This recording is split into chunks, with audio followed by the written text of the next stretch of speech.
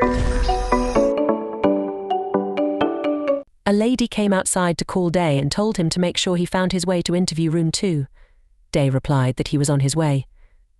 Leon watched it all and thought that he hadn't come there to find strong people, but there wasn't even one worth being his soldier, and how disappointing that was. First off, the only people who showed up for their tests were low-rank hunters or those who had recently awakened. Someone called to Leon and told him to just go inside interview room number 9. Leon figured he couldn't expect much from the start. Then he headed into room number 9. Inside, a man called him by his name. Leon regarded him as a commoner and insisted he be addressed as Your Majesty. The man was surprised but complied, addressing him as such and asking if he could place his hand on the measuring device for the test.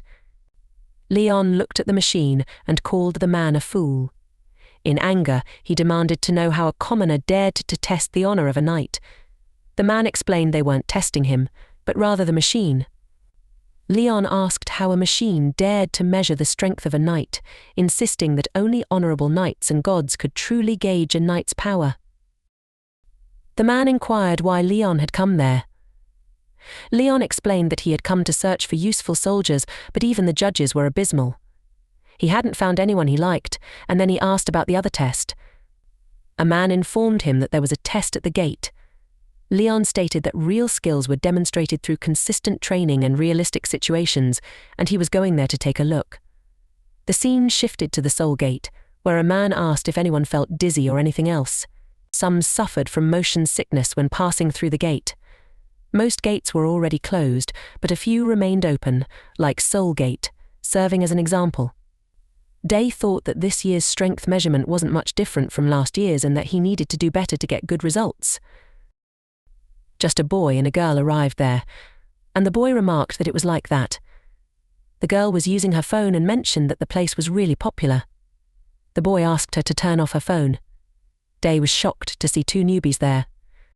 Then an old man arrived and commented that the air was so nice there.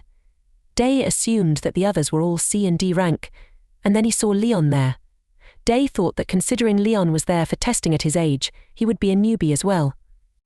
Besides that old man, all others were newbies, so he wondered if that was fine. And then Day suggested they introduce themselves before checking out their positions. So he went first, saying it was his 10th year as a hunter and he was a warrior, with his main role being a dealer. The boy, Tay, said he was awakened that year and used the shock and spear. The girl, Nay, introduced herself as Tay's sister and mentioned she mainly used daggers, though she had been learning how to use the bow and arrow. Day thought they were beginners who hadn't even found their main weapon yet. Then he asked if they had gone to a training center. Tay replied that they had gone for 3 months. Day realized they were really newbies and then asked about the old man. The old man, Gangtae, said it was his 5th year and he had awakened, but recently resigned. Day thought Gangtae had little experience considering his age, especially since his weapon was a gauntlet, which would make it hard to compensate for the distance a sword or spear could cover. Then Day asked Leon if he could speak Korean. Leon replied that he didn't fight, and you couldn't use a sword made for slaying dragons to kill chickens. Day wondered where Leon had learned Korean. The man informed them that first they had to hunt 50 kobolds, and sometimes a knock would pop up in the field. If he considered it too dangerous, he would step in, so they didn't have to worry and could just focus on showing their skills. Day wondered if the test would be okay. He was reminded of a while ago when he asked Leon if he had brought his weapon.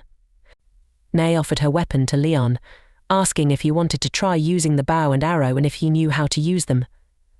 Leon took the bow, asking if she wanted him to use that as the king. She told him he could give it back once he finished. Leon got angry and threw the bow, stating that a knight doesn't use a long-range weapon like a coward. Nay asked him what he was doing. Day stopped the argument and headed into the forest, worrying that the test might fail at that rate. He suggested they go to a location he knew for hunting. Tay commented that Day seemed very experienced, and Gangtae agreed. Tay mentioned there was a settlement at the end of the terrain, thinking there would be a lot of kobolds there as well.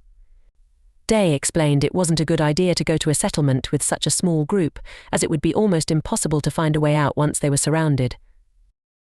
They were going to hunt kobolds who lived in caves and would set nearby grass or leaves on fire to get smoke into the cave. With that help, they could easily kill the cave kobolds. Tae praised Day for his plan, but Day thought it was nothing to be proud of. He had studied all kinds of tutorials and raising methods, dreaming of the day when he could enter a high-rank gate, but the only gate he had gone into was that one, and he needed to be promoted from D rank. He wondered how long he was going to remain in D rank.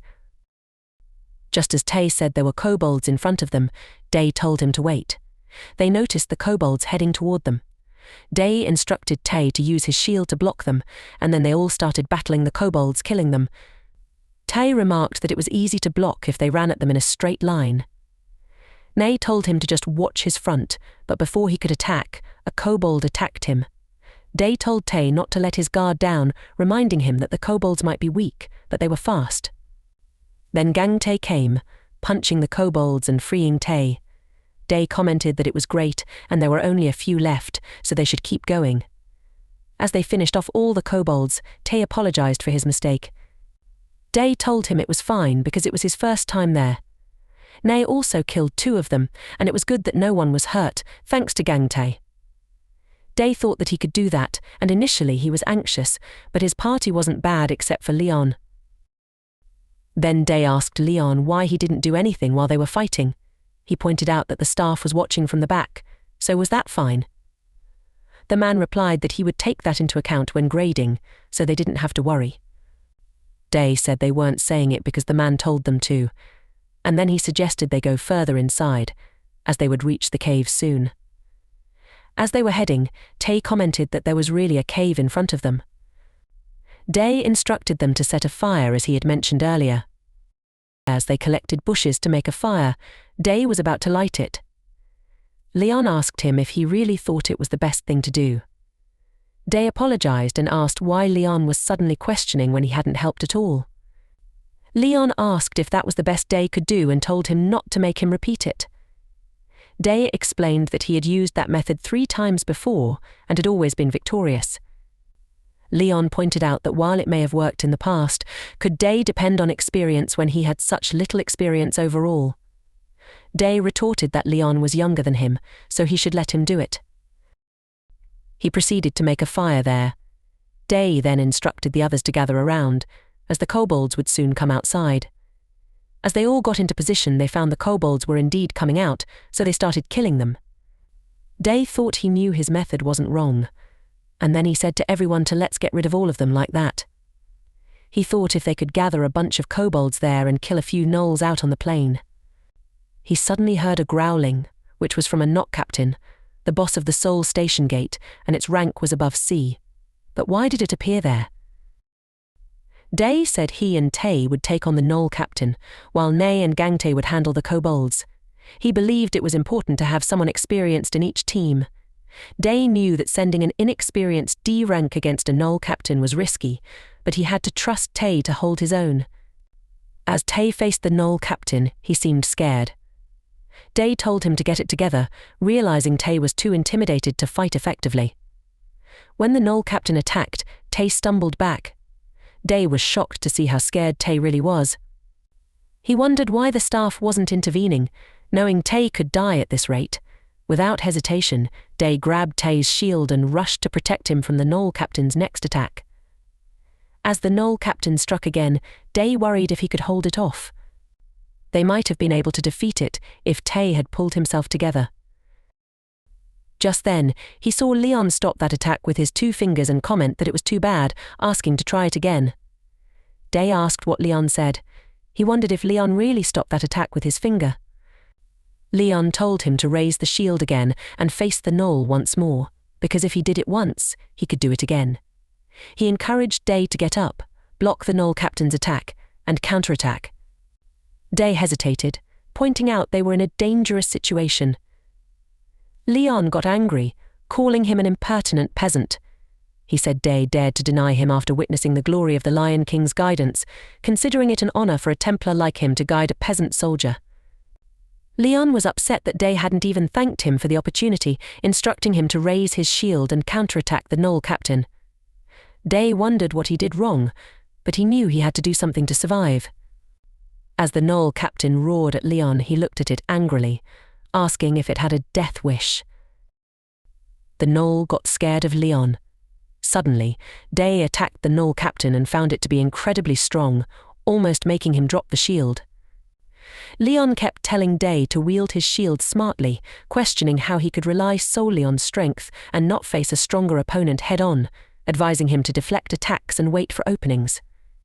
He emphasized that just defending wouldn't win the battle. The opponent was no scarecrow but a living beast capable of learning, so Day needed to use his brain. Day wondered what he was supposed to do. Just then, the Gnoll captain attacked Day, but Leon struck Day's leg to bring him down a bit and told him not to look away from his opponent. Day thought he would have died if he had blocked that attack head-on.